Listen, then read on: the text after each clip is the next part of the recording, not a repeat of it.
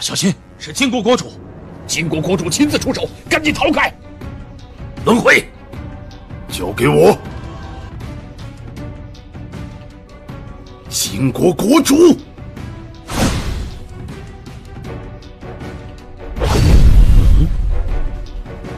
一个戒尊，竟然将本座给逼退了，有点意思。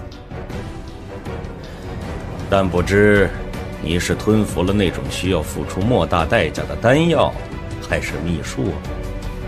金国国主，你该死！哈哈哈，威势倒的确不弱，但不知道你这样的状态能够持续多久。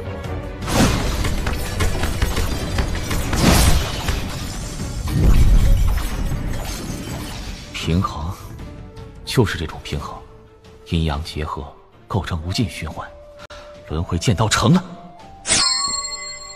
竟然直接开始融合了，不对，这绝对不是巧合。之前青火界与金国最终决战即将到来时，剑无双便已经开始尝试剑道融合了。他必然是想要在决战到来之前突破的，但他并没有。并非是他不想，而是他做不到。之前一条头绪都没有。那归一剑道与时空剑道根本没有任何融合的征兆，可现在轮回剑道一成，他的3条最强剑道便立即开始了融合。这不是巧合，而是轮回剑道本身的特性。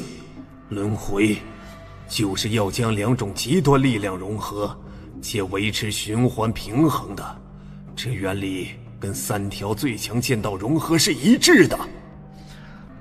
3条最强剑道融合成就不朽法身，这不朽法身得有多强？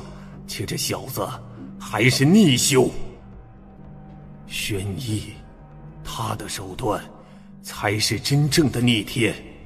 看上去，他仅只是将不灭轮回大阵拉入那山河设计图当中而已，仅只是一个步骤。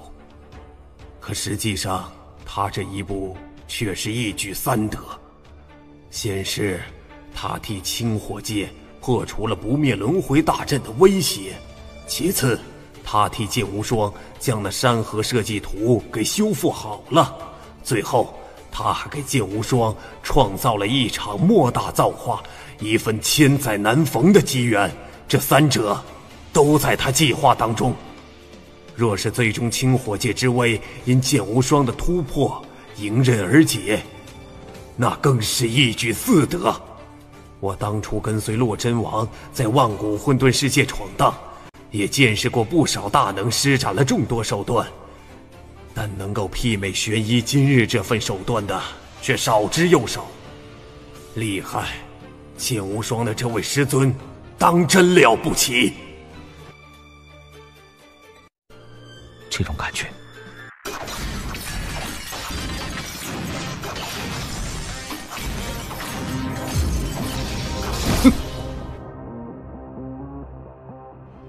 继续啊，不要停啊！到极限了吗？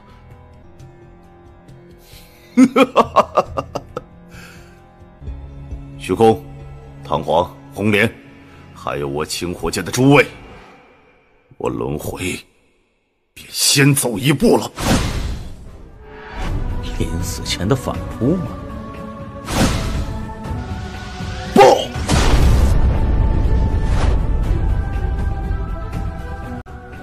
杀！杀光这群杂碎！金火，老子跟你们拼了！轮回！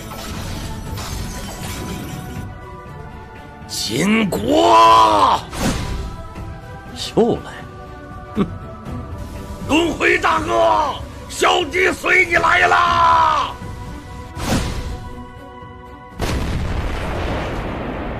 这是神光？怎么可能？他不是3条最强剑道融合凝聚不朽法身的吗？怎么会有神光？难道他凝聚的不是不朽法身，而是不朽神体？直接一跃成就了界尊，这就是逆修。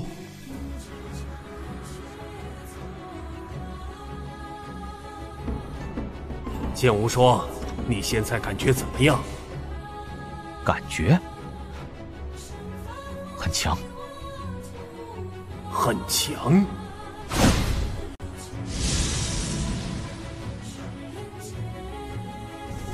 剑无双，无双公主是无双公主。双儿，剑无双，剑无双，我的好女婿，你终于好了吗？老三，等你好久了。师弟，靠你了。剑无双，无双公主。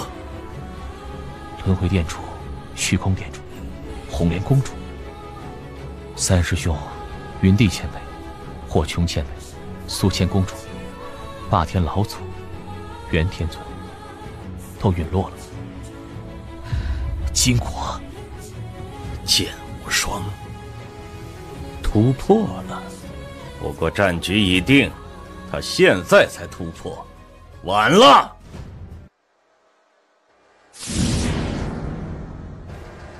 他准备做什么？金国的人都该死。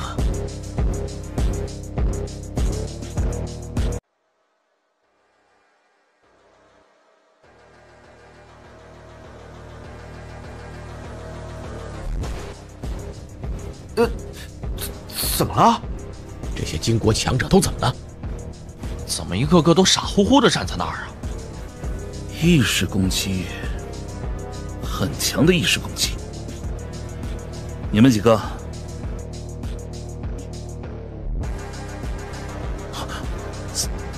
死了？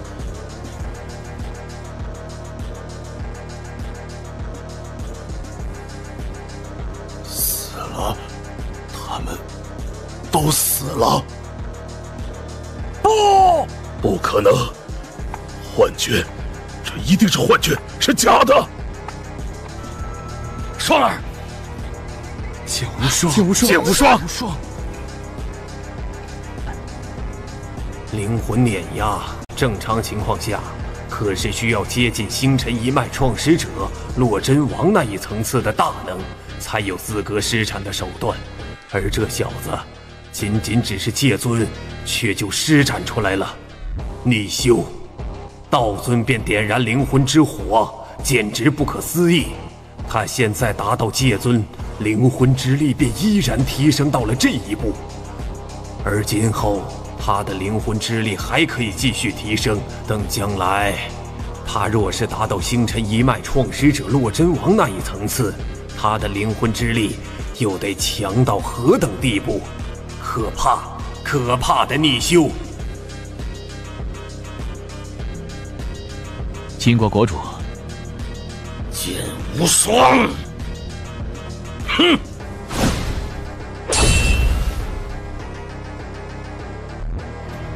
什么？金国国主能够成为一国之主，统领如此多界尊、天尊的你，实力断然不可能只有这等程度吧？把你的全部实力都拿出来吧，不然击败你就一点意思都没有了。剑无双，本座之前便看出你的潜力非凡，今后有可能对本尊产生威胁。可是现在看来，本座依旧是小瞧了你。本座现在也非常的后悔呀。哼，后悔？本座后悔之前在你出面想要破除不灭轮回大阵时，没有不惜一切代价将你给灭杀掉，竟然2次让你从本座的手中逃了。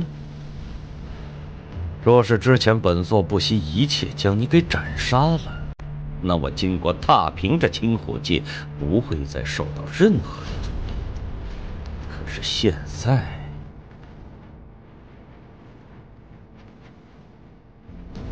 这一战是我金国败了。废话无需多少，金国国主，你金国与我清火界自500万年前便一直厮杀持续到现在，早已经不死不休。而今日，我两大阵营也是时候做个真正的了结了。你我之间也同样得做个了结。做了结？看你的样子，似乎相当自信呢。既然如此，本座便成全你。今日一战，便将真正决定这片战场的归属，也将决定我金国和你清火界到底谁生谁灭。来吧！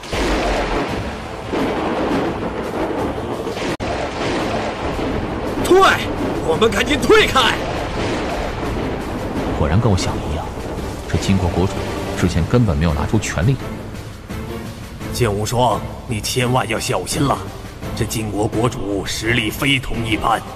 我之前看到他出手，仅仅只带着一部分神力，我还以为他体内的神力没有完全转化完毕，可现在看来，他体内的神力早已经彻底转化完毕了。他是一位货真价实的界神。界神，凌驾于界尊之上的，便是界神吗？对，界尊是让不朽法身进行第二次蜕变，凝聚不朽神体。虽然拥有了不朽神体，但界尊的力量依旧来自于体内的灵力，也就相当于半人半神。天尊突破达到界尊，跨出的也仅仅只是半步，而只有达到界神，才算是将那一步完整的跨出。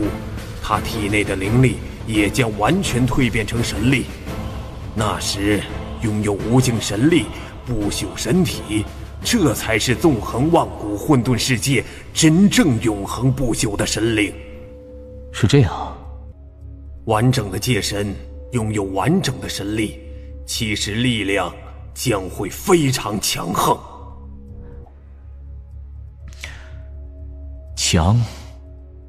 强才好。三条最强剑道融合，成就不朽神体。现在的我，到底有多强？就拿着金国国主来试试吧。哼！剑胚，竟然是剑胚！我就在想，以你师尊那样的炼气大能，赠予你的剑，怎么会只是普通的混沌奇宝？直到现在我才知道，你的师尊赠予你的竟然是一柄剑胚。剑胚，那可是能够通过不断杀戮激战而提升威能的呀。且今后你若是在绝学上获得成就，还可以将自己创出的绝学融入长线之内，令长线威能暴增。像这类剑胚，在万古混沌世界可一直都是有价无市的呀。金国国主，剑无双，天崩，红星，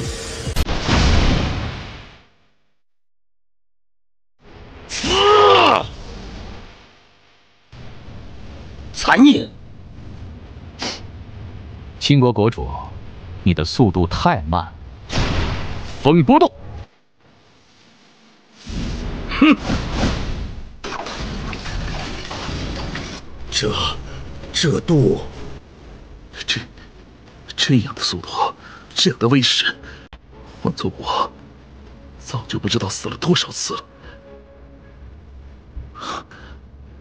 界神，这必是界神层次的力量。他虽然突破了，也只是界尊啊！一个界尊，竟然能够跟国主大人拼个旗鼓相当。赤影，剑术绝学曙光。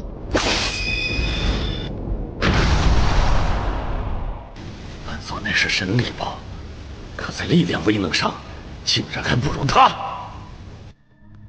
不仅仅是力量威能比本座强，他的度也在我之上。至于防御方面，一个界尊在力量、速度、防御上，竟然都比本座强横。力量、速度、防御都不如他，那便只能依靠招式、靠绝学来碾压他。绝学，无灭真神，界神绝学。500万年了，500万年厮杀到今日，我清火界陨落的强者太多了。清火界与金国之间的恩怨，今日也该彻底做个了结了，也必须做个了结。接下来这一剑，他不是为了替我清火界在这500万年死去的众多强者复仇的，也不是为了宣泄我清火界的无尽愤怒的，他是为了我清火界的将来，为了我清火界未来的一代代后辈，他是为了彻底终结这场大战，为了让我清火界浴火重生，迎来一个全新的时代。这一剑的名字就叫做涅槃新生。去吧。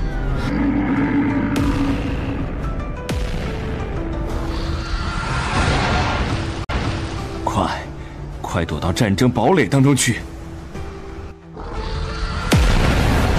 什么？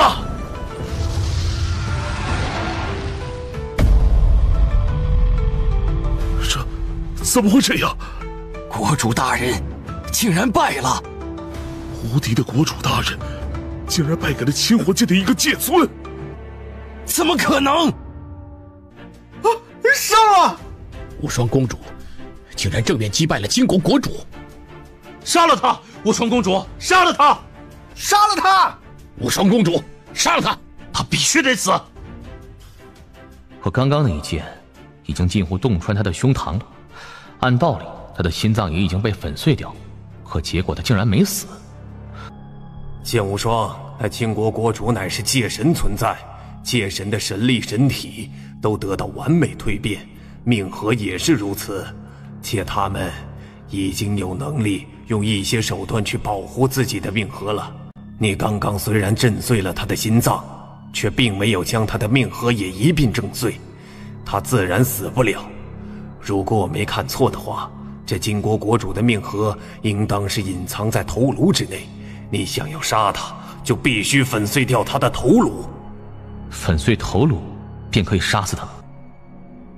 金国国主，今日你必须死！剑无双，本座承认你的实力的确已经凌驾于本座之上了，但是想要杀我，凭你还不配。这是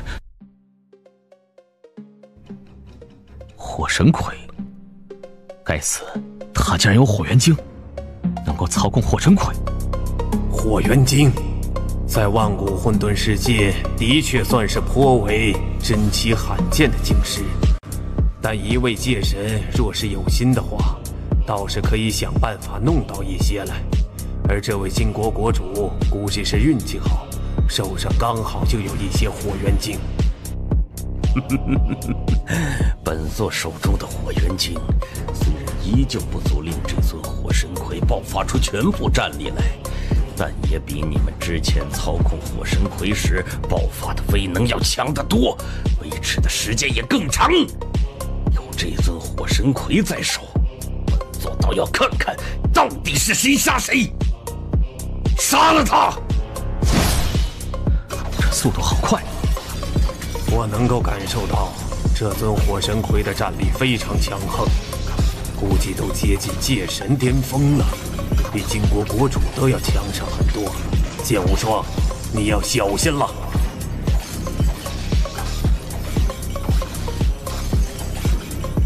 太强了！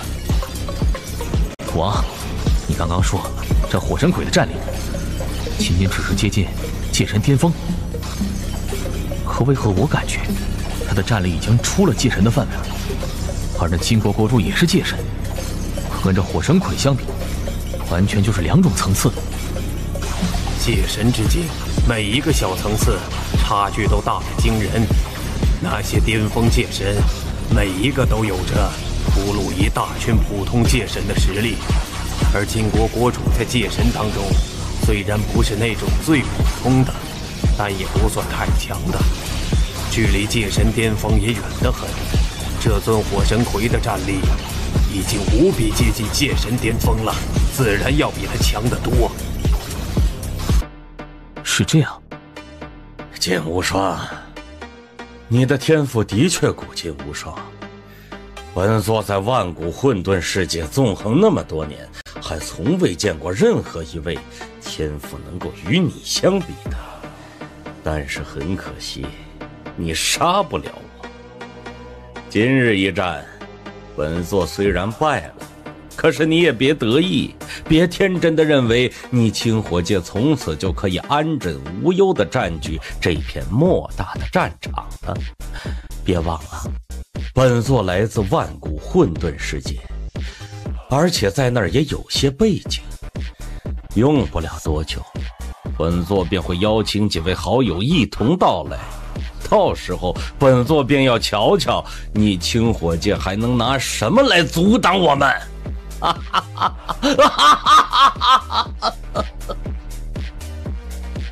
他必须死。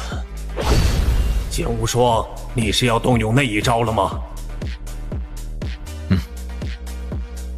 动用那一招，我的实力可以在短时间之内暴增10倍，应当可以强行突破这火神魁的阻碍，杀死那金国国主也是有可能的。是有可能，但那一招为时的时间并不长，你得抓紧了。我知道，我只有10个呼吸时间。杀！火神魁，拦下他！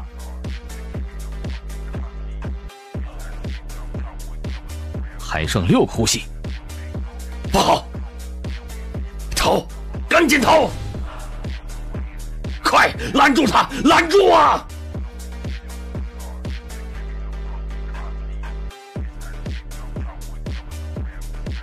！1个呼吸足够了。风波动！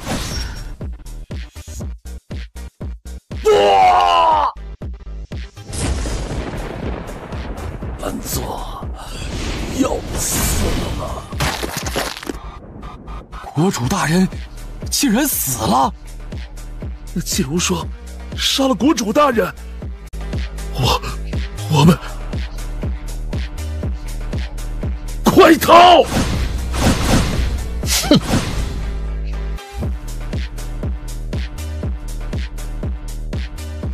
让那女的给逃了。虽然让金国逃掉了一些人，但凭这些人，已经没法再翻出什么大浪来了。不管怎么说吧，这一战已经结束了。结束了，这一战总算是结束了。我清火界保住了，金国灭了。轮回殿主、虚空殿主、红莲公主，师尊，你来了。这是从你那儿借的山河设计图，现在还你。这东西也给你。这令符当中蕴含着一道法门，是你修炼过的万道经。不过现在给你的是万道经第2卷的修炼法门。第2卷？万道经的第1卷提升的是意识强度，而第2卷提升的却是灵魂强度。什么？提升灵魂之力的法门？我的天！我这儿还有一门阵法，这阵法是给清火界的。啊？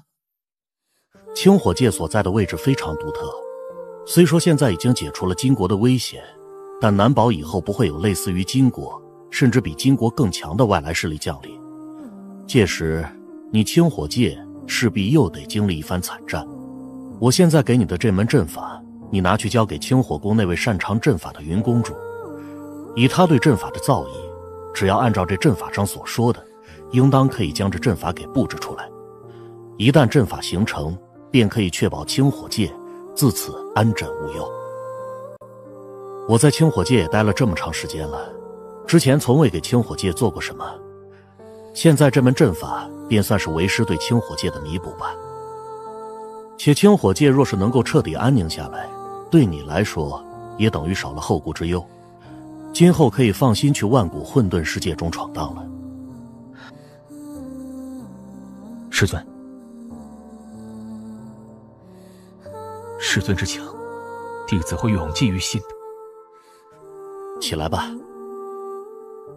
为师一共收了4个弟子，其中以你的天赋最高，为师也最期待你的成长。到了现在，为师该为你做的都已经做了，接下来到底能够走到哪一步，全靠你自己了。好好努力，或许有一天你我师徒还能有再见之日。剑无双，你也无需太过悲痛。如果我没猜错的话，你的这位师尊一直是以一种特殊方式存在着，这种方式并非分身，也并非意识化身，而是一种无比奇特的状态。他一直以这种状态存在着，也必然有着他的目的。虽说现在他消散了，但并未代表他就真的死去了。正如他所说的话，或许有朝一日，你跟他还能有再见之日。我明白，师尊他明明是在炼气、阵法、炼丹等各个领域上都有着不可思议的造诣，这些造诣都远远超出清火界的范畴。可以肯定，师尊他必然是来自清火界之外的，他的来历必然非同凡响。但这些年来，他却一直以一种无比独特的状态存在于清火界内，这也肯定有着他的目的，只是不知道他的目的到底是什么。他交出了我与3位师兄，却从来没有开口向我索要过什么，直到现在他消失了，也不曾对我有过任何要求。或许只有等我实力强大起来，达到师尊所期待的一步，我才有能力去知道这些了。实力。云公主，我这里有一门阵法，是我师尊赠予的，你看看能否将其布置出来。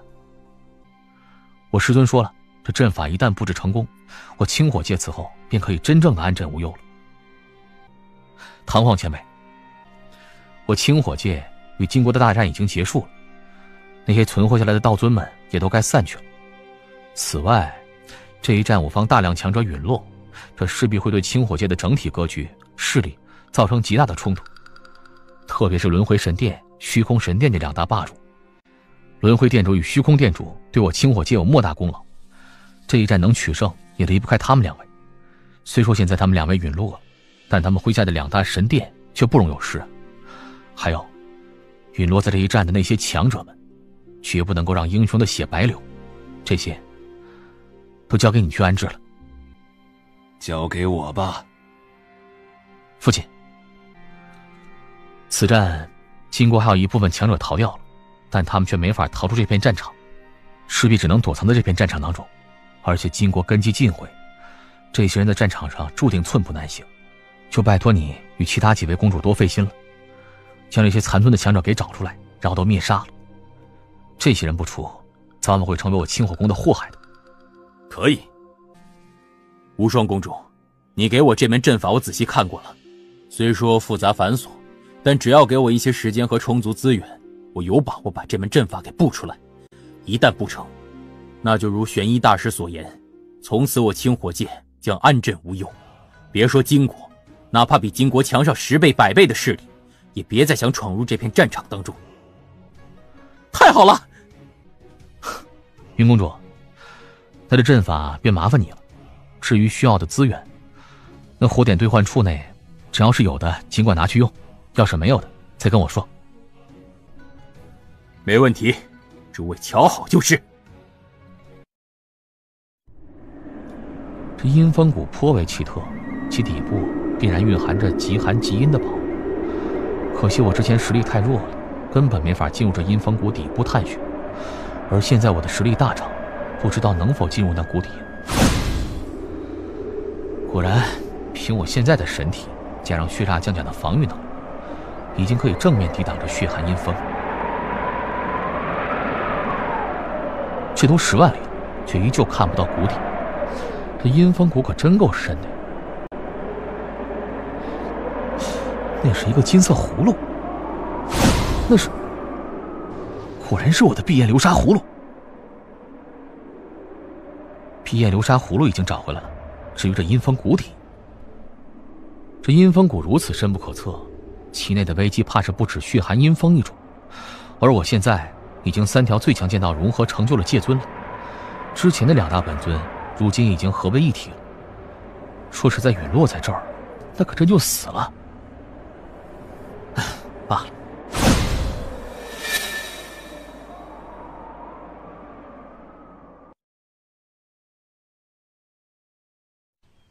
无双公主，那大阵已经布好了。这么快？大阵虽繁琐，可玄一大师在令符当中留下了一步步构建大阵的方法。至于需要的资源，火点兑换处也有，且之前有座大阵的根基存在，布置起来自然不难。有了这阵法，我清火界总算安宁了。无双公主，还有一事，就是那阵法布置出来之后，老夫便感觉到一片虚空当中有人在想方设法打通与外界的通道，且手段非常高明。如果没猜错，这人应该便是施展出不灭轮回大阵那位女子。在金国残存强者那边，也只有她在阵法一道上有如此造诣。那名女子，云公主，你既然能感应到她在打通空间通道，那想来也知道她的具体位置吧？当然，老夫来这儿便是为了将她的所在告诉于你。太好了，把她的位置告诉我。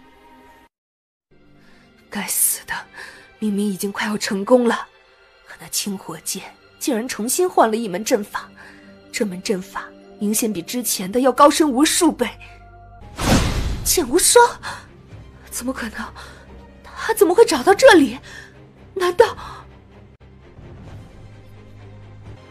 不，剑无双，你不能杀我！不能杀你？给我一个不杀你的理由吧。我是天圣府的核心弟子，我的师尊是天圣府4位府主之一，我还有一位师兄，他是我天圣府的第一天才青阳界神。此外，我天圣府的核心弟子每一个人都懂得一门秘术，一门类似于诅咒的秘术。你若是杀了我，身上便会携带着我的诅咒。今后若是我天圣府其他核心弟子以及高层强者们，他们一眼便能够看出你出手杀过天圣府的重要成员，必会竭尽全力的杀死你，替我复仇。哦，万古混沌世界内有这样的秘术？的确有。剑无双，我知道你天赋奇高，潜力非凡，今后肯定是要前去万古混沌世界闯荡的。而你来到的第一片疆域，我天圣府便是其中的霸主之一。你若是杀了我，那万古混沌世界你也别想去了。杀了我，你一点好处都没有，反而将会在万古混沌世界将寸步难行。可你若是能够放过我，我可以答应给你引荐，让你能够加入天圣府，这可是千载难逢的好机会。是吗？我死了，你也别想好过。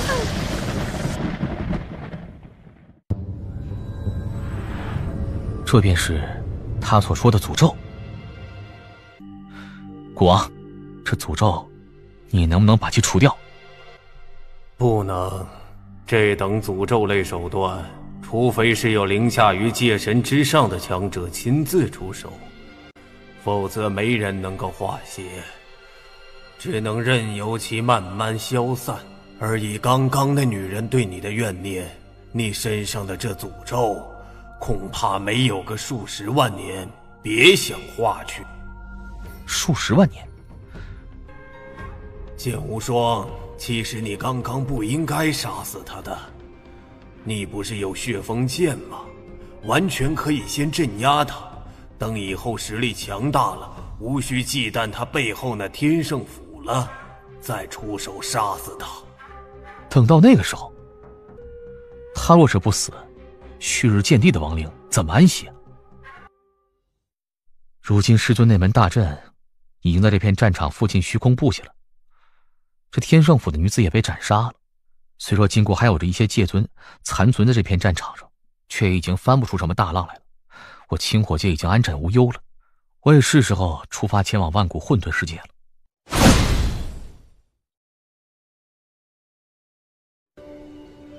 父亲，母亲。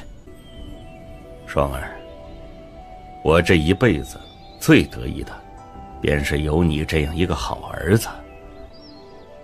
双儿，一路千万小心呀。孩儿知道。唐皇前辈，这令符当中蕴含我的3式剑术，威能都非常了得，是我这段时间花费不小代价炼制出来的。我把它交给你，以备不时之需。剑无双，逆修之路并不好走，你要步步小心，可千万别步入小青的后尘。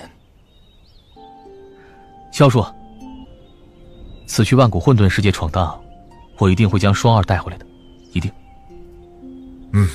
小心点。大师兄，师尊虽然走了，但古门却是付出了师尊不少心血。我离开以后，古门便拜托你了。放心吧，有我在，古门不会出现任何意外。哼，你们3个。老三，好了，又不是生死离别，用不了多久，我便会回来再跟你们喝酒的。一定啊！诸位，告辞了，清火界，再见了。这便是将我清火界，将那片巨型战场都包裹在内的时空风暴。这时空风暴，就相当于是我清火界的保护伞。说来我清火界，还真应该感谢有它存在。剑无双，这片时空风暴的位置，你好好记住。如果没什么意外的话，我们便出发吧。好，万古混沌世界，我来了。逆天第4步便如此了得，那逆天第5步又将会是什么呢？逆天第5步，竟然是逆修之劫。逆修劫，其实不仅仅是逆修，这天地间的任何修炼者，在界神这一层次都是劫难。我之前跟你说过，成为界尊，仅仅只是跨出半步，仅仅只是成就不朽神体，但却没有完全转化神力。而想要真正完全转化成神力，成为界神，那就得度过神劫，得到神劫洗礼。不过神劫不是说想度过就能度过的，在万古混沌世界，神劫一直都是众多修炼者的噩梦。平均100名界尊里面，很难有1位是可以渡劫成功的。可想成为界神，却都得度过这一关，没人能够避免。说白了，这神劫便是一个强者的分水岭，渡过了神劫，便可以成为强者。若是无法度过，或者一直不敢去尝试度过，就只能一辈子当弱者。是这样。就算是普通修炼者，都得渡神劫才可以成为界神，而逆修那可是逆天而行的，在这一关上，自然也远比普通修炼者要凶险得多。我曾经就亲眼看到过一位逆修尝试突破界神时，遭遇逆修劫。那逆修劫的可怕程度，比之前普通修炼者的神劫起码要强出了上100倍。什么？剑无双，这么跟你说吧，逆修者是逆修一生最大的劫难，没有之一。从古至今，万古混沌世界也诞生过不少逆修的，但这些逆修9成9都折损在逆修劫上。像清火界在你之前不也有过一位逆修的吗？如果我没猜错的话，那位逆修便是折损在这逆修劫之上的。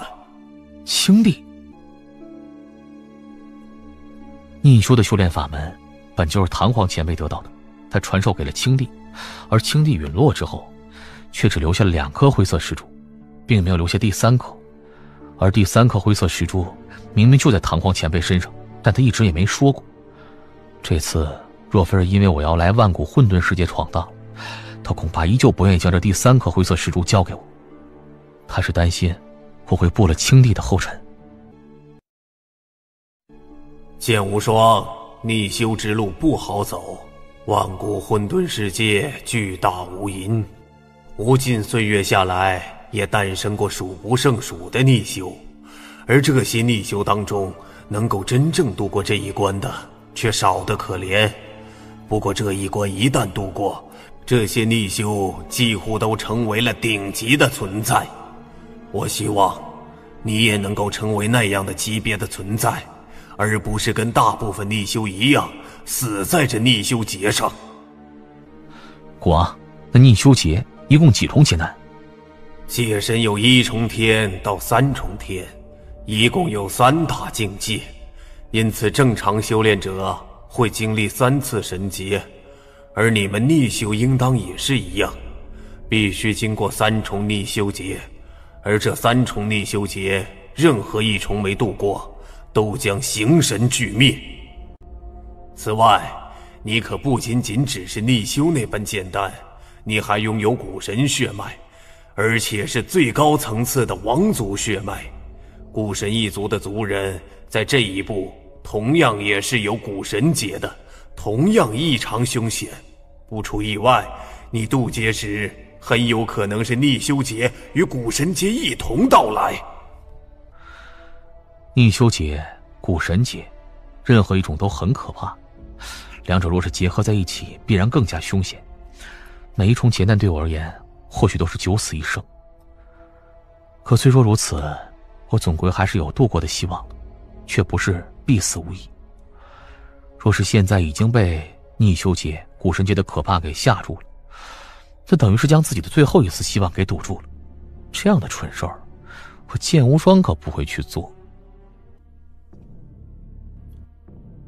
国王，那逆修劫大概什么时候会降临？若是正常修炼者刚达到界尊层次，应当还需要比较漫长的时间，那神劫才会降临。可你是逆修，这逆修劫到底什么时候会降临，我也不清楚。不过逆修劫即将降临之前，你也会有所感应的。你现在一点感应都没有，那就说明逆修劫还有一段时间才会降临。当然，就算如此，你现在也可以为那逆修劫而做准备了。我明白了。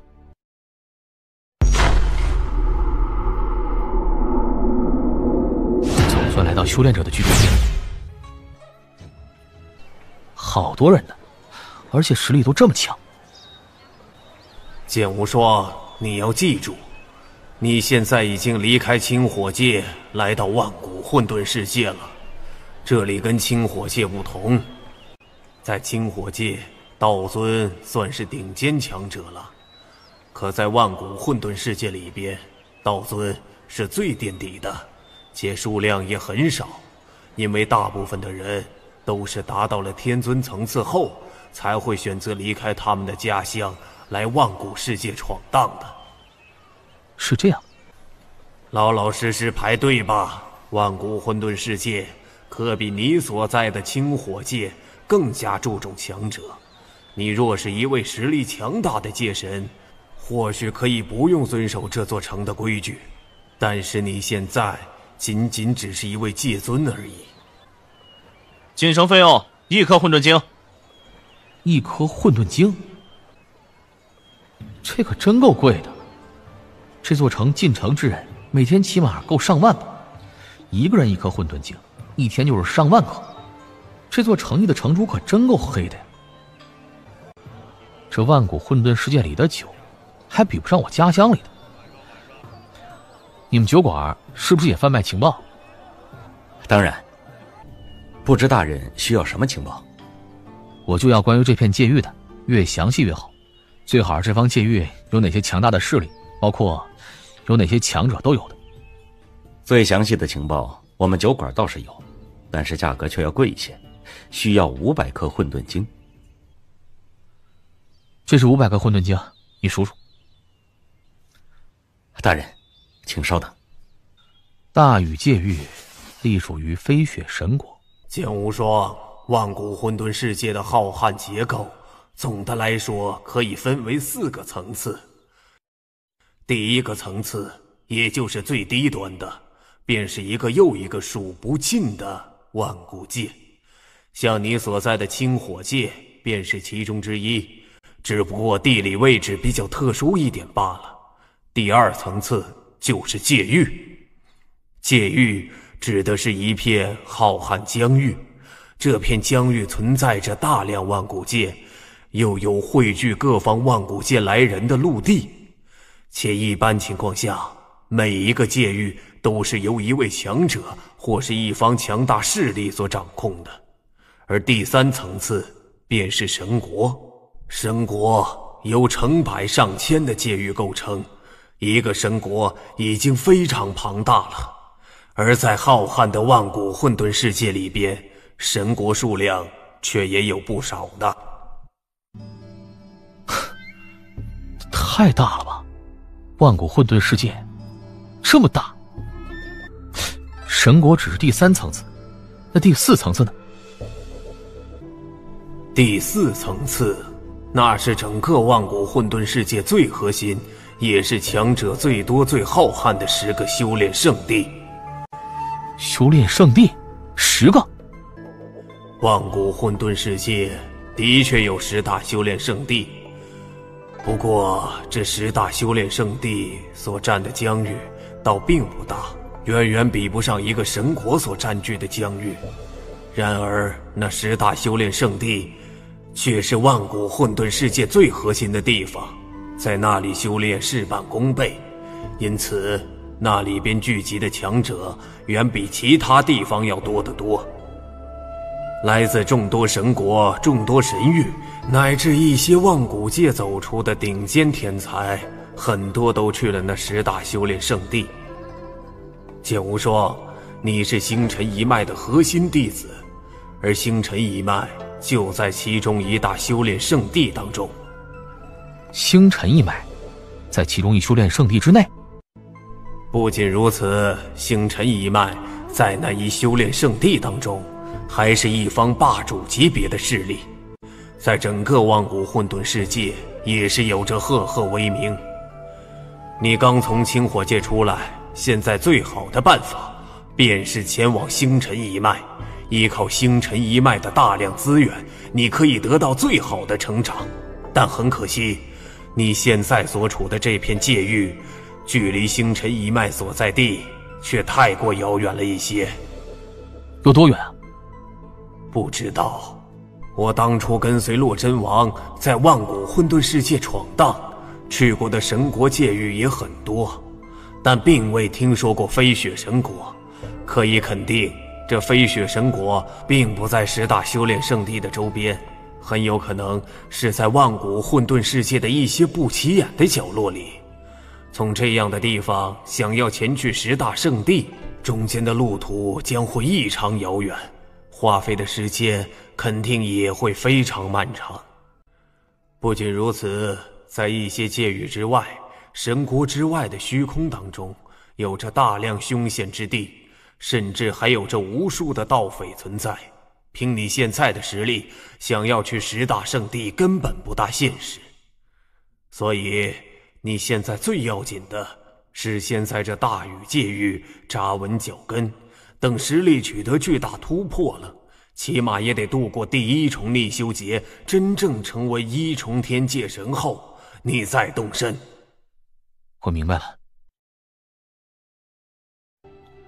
这天圣府实力不弱呀。之前那个女人死前说过，她的师尊是天圣府的一位府主，她的师兄是天圣府第1天才青阳界神。我当时还没怎么在意，可是现在看来，我这麻烦不是一般的大呀。看来我现在行事得异常小心，若是被天圣府盯上，那就完了呀。这金阳宗论实力竟然比天圣府还要略强1筹。金国国主金峰，好家伙，原来我招惹的不仅仅是一个天圣府，就连那金阳宗我也招惹到了。传言金国国主是那位金阳宗宗主的亲弟弟，就算这传闻是假的，起码也可以说他们两个关系不浅。若是让金阳宗主知道我杀了他金国国主，肯定会疯狂追杀我的吧。虽说几率很小，但对着金阳宗，我还是得防着点。我想在这大禹界域内站稳脚跟，最好的办法便是加入其中一方大势力。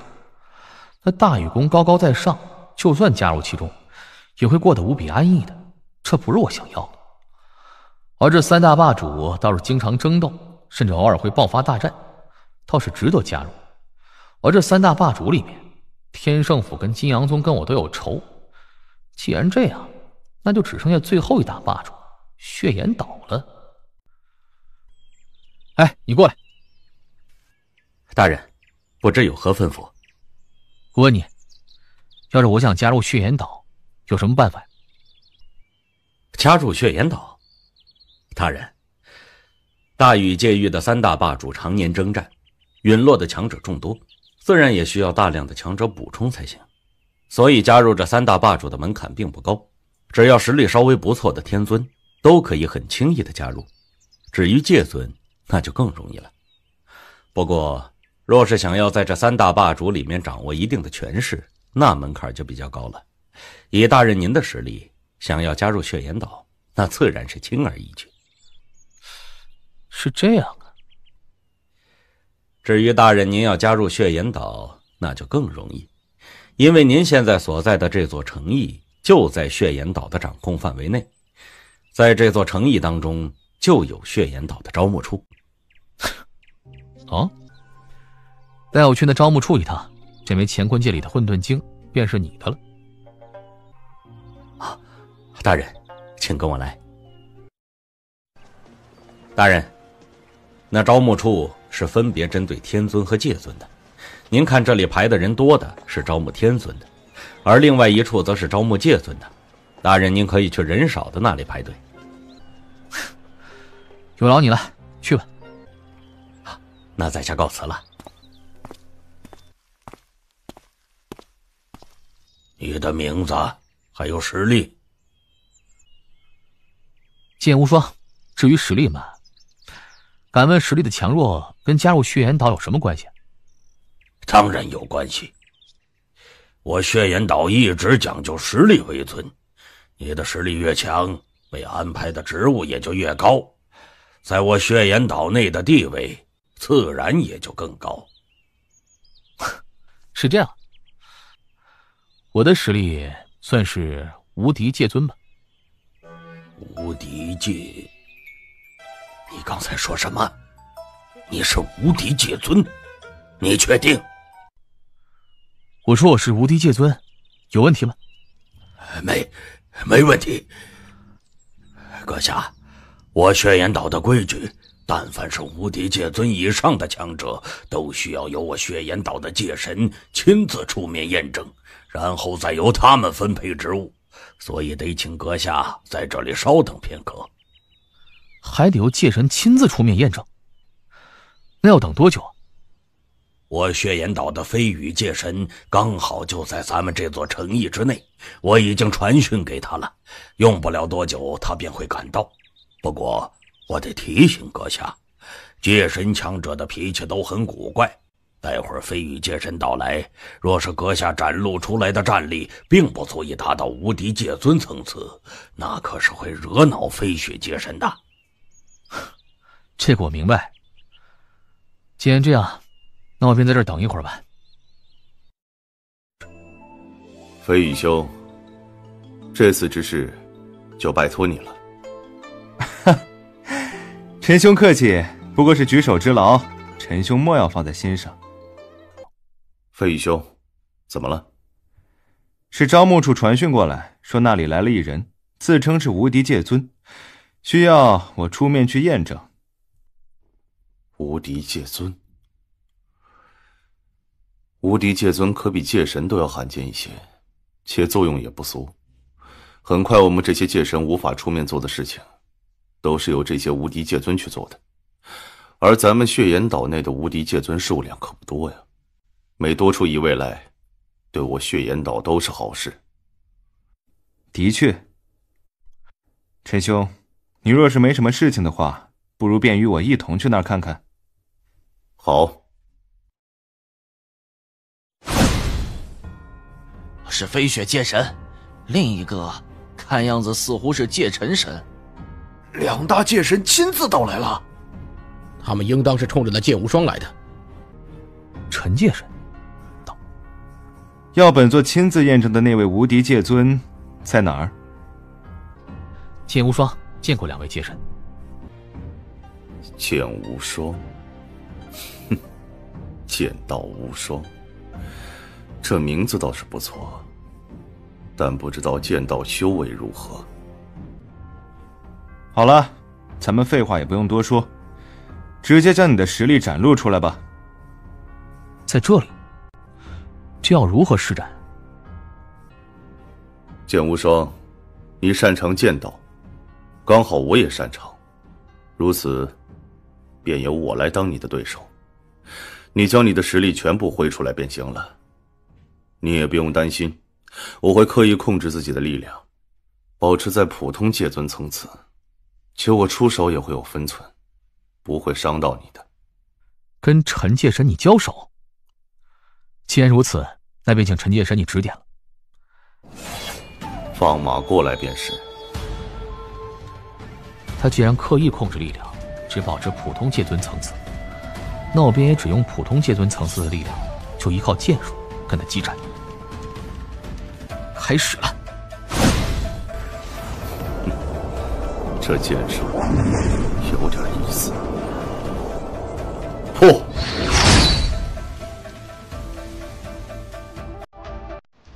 什么？3重浪？就这点实力，连让我出剑的资格都没有。把你的全部实力拿出来。曙光，这才像话。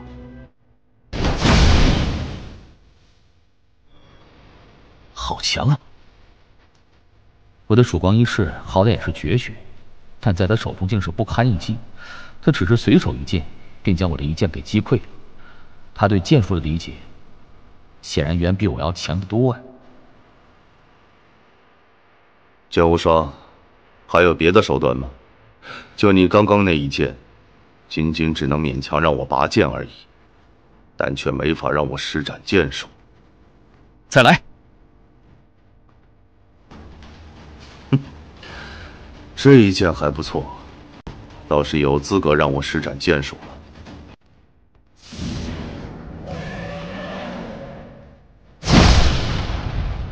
剑无双，到此为止吧。陈兄，如何？很不错，虽然力量威能上并不出众，也就寻常界尊层次，但他剑术却不错，光是绝学便创出了2种，而且最后施展的那一绝学，更是已经达到了1阶高等层次，论战力，绝对算得上是无敌界尊。若是力量威能上能够再强一些，那在无敌界尊当中，还能算是极其可怕的了。既然连陈界神都认为你具备无敌界尊的战力，那这验证自然是通过了。剑无双，从今天开始，你便是血岩岛的一员了。多谢陈界神指点，也多谢飞羽界神了。我血岩岛虽然是大禹界域的3大霸主之一，但拥有的无敌界尊却并不多，而且每一个都身居要职。剑无双，你既然是以无敌界尊的身份加入我血岩岛，那我血岩岛自然也得给你安排合适你身份的职务才行。你跟本座来吧。刚刚出手的那位界神，便是血岩岛鼎鼎大名的陈界神吗？好厉害啊！听闻陈界神可是具备了1重天巅峰实力的，是我血岩岛排在前5的顶尖强者，一身剑术更是极其了得，当然厉害了。陈界神很厉害，而那剑无双能够逼得陈界神拿出剑来，甚至还施展剑术，也很了得。那剑无双以无敌界尊的身份加入血岩岛，不知道能够得到个什么职位。血岩岛的无敌界尊一般都是监察使或者神将，这剑无双应当会成为监察使吧？剑无双，我血岩岛的无敌界尊一般只有2个职位可以让你选择，第一个是监察使，第二个则是神将。监察使是对我血岩岛掌控的疆域以及一些特殊之地行监察职权，这一职务很多人都梦寐以求，毕竟是我们自己掌控的疆域，我血岩岛说了算，自然没人敢得罪监察使，所以成为监察使会比较安逸，且油水也不少。而神将则是要去九星海，那里是我血岩岛掌控疆域的边缘，有大量的强者在那儿，同时与周边的金阳宗、天圣府以及不少势力都有接触，自然也免不了会有冲突激战。神将则是替我血岩岛去征战的，相对起监察使来说，自然要凶险得多，但得到机缘的可能性也更大。这两者之间的利弊你自己去权衡，我给你3天时间让你做出选择。不用3天了，我现在便做出抉择，成为神将。哦，这是你的身份令符，你拿着它去九星海直接找蛮夷大统领，你听他安排就是了。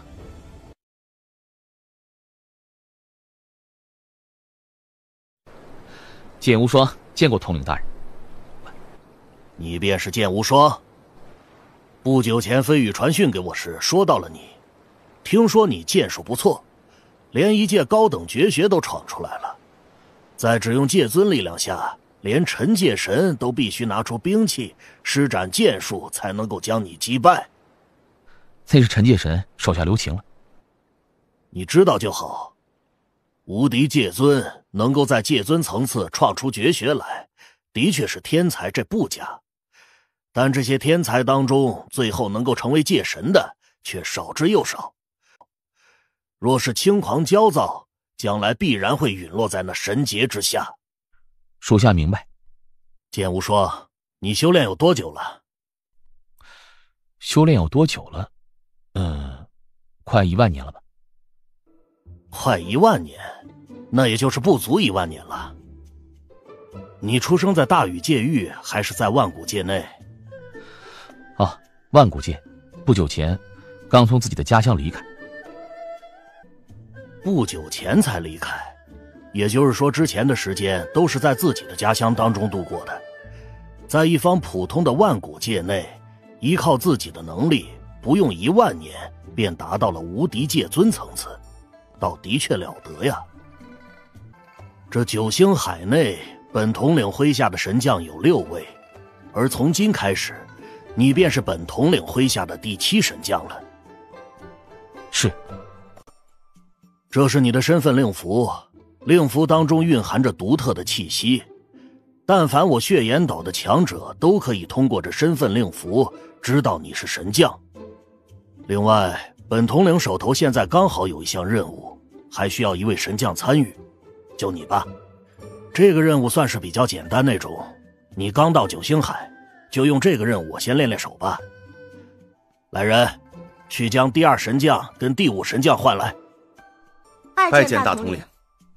剑无双，我给你介绍介绍，这2位分别是2神将林东与5神将莫幽。这是刚加入我们血岩岛的7神将剑无双。这次的任务，他们2个都已经知道了。剑无双，你待会儿自己去问他们吧。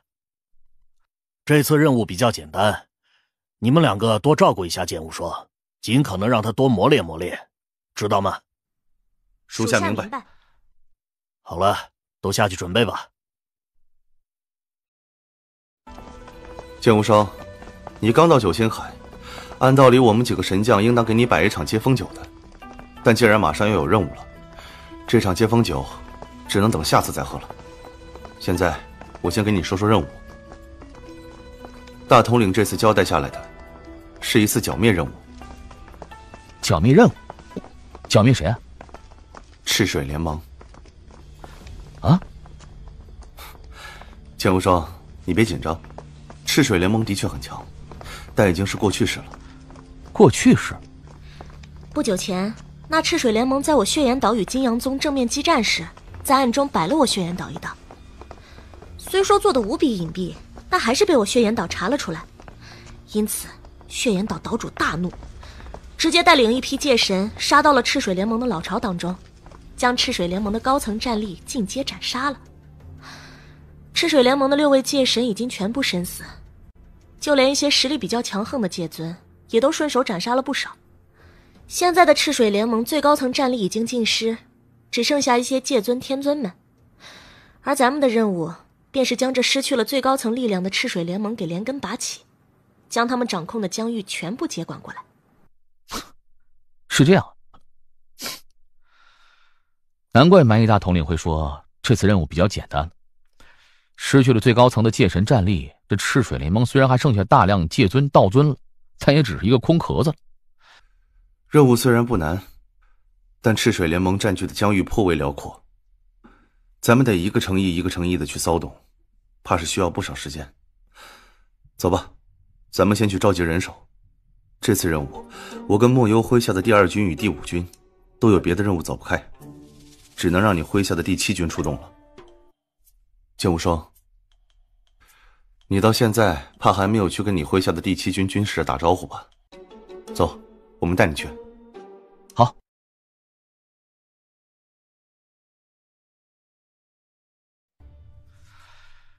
这里便是咱们需要剿灭的第一站，不过这城邑的修炼者数量众多，待会儿要厮杀起来，如何区分哪些强者是属于赤水联盟的呢？无需区分，但凡是在城邑内看到的修炼者，一律杀无赦。屠城？七神将看来是刚到万古混沌世界不久，对万古混沌世界的残酷还并不大了解吗？万古混沌世界的杀戮本就无比疯狂，远非我们的家乡所能相比的。七神将，这一点你要早些适应才行。剑无双，早在清火界时，我便跟你说过，万古混沌世界的残酷，远非你所能够想象的。现在仅仅只是屠城，算得了什么？当初我跟随洛真王闯荡时，曾亲眼看到有人屠戮一个个万古界，且他们的屠戮没有任何目的，全凭个人喜好。这还算是轻的，更甚者，直接屠戮一方方界域，甚至屠戮一个神国，那都是有的。屠戮一个界域，屠戮一个莫大的神国。敢来万古混沌世界闯荡的，个个都有心理准备，且大多数手中也都沾满了鲜血。毕竟这里是强者为尊，所以万古混沌世界当中的修炼者，没有一个是无辜之辈。你同情弱者，不愿大肆屠戮，这点可以，但切记千万不能优柔寡断，该杀的一定要杀，就算是不该杀的，到了必要时期也得杀。我明白。两位，莫非除了屠城之外，就没有别的办法了？七神将，你尽管放心吧。我血岩岛行事虽然果断，但也绝不会跟那些邪恶之辈一样去滥杀无辜。早在1个月前，我血岩岛便在赤水联盟掌控的疆域内放出话，说了今日要来屠城的。那些与赤水联盟无干系之人，我们已经给他们1个月的时间，足够他们离开的了。而那些直到现在都不愿意离开，还待在这片疆域内的，你说他们是什么人？明白了，既然这样，那便无需多等了，直接动手吧。第7军，动手！城邑之内，所有看到的人，一律杀无赦。七神将，听大统领说，你修炼至今不过1万年，而且刚从自己的家乡出来闯荡。对。那你修炼至今，可曾有跟别的无敌界尊交手的经验？